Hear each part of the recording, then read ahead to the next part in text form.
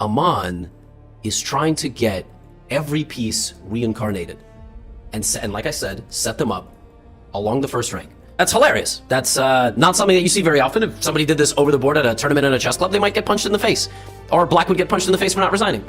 G7, there are the bishops. They are the trickiest to promote.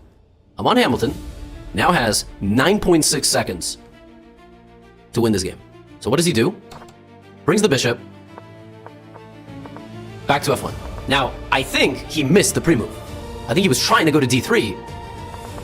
Now the bishop has returned to the home square. This was obviously inefficient. He should have gone to b2, but he was trying to pre-move fast.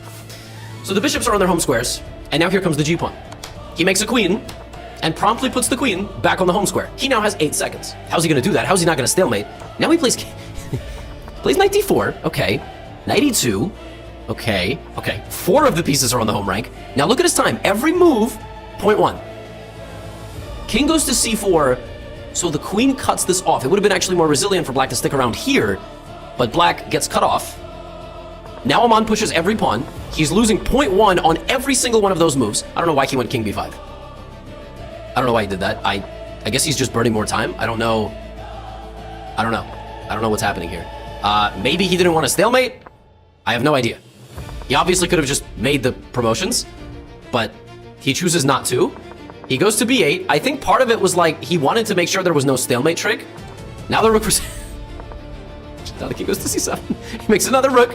The rook goes back to the corner. And then the final piece of the puzzle is the knight.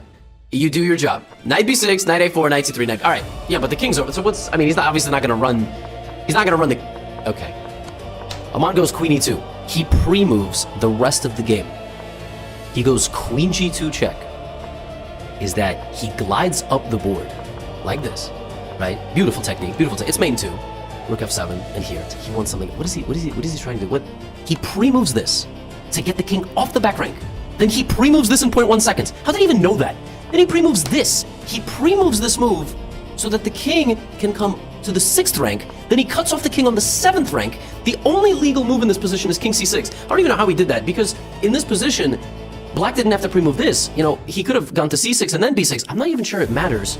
Now he plays rook d6. It didn't matter where the king was, because the king has to go to c5. It's the only move. King c5. Now he plays queen c7, king b4. There's mate in 197 different ways here, but he doesn't play it. He plays rook d... Why rook d2? The only legal move is king b3, but he plays rook h2, because the only legal move is to go back to b4. Now Aman goes back to the home rank. What is he doing?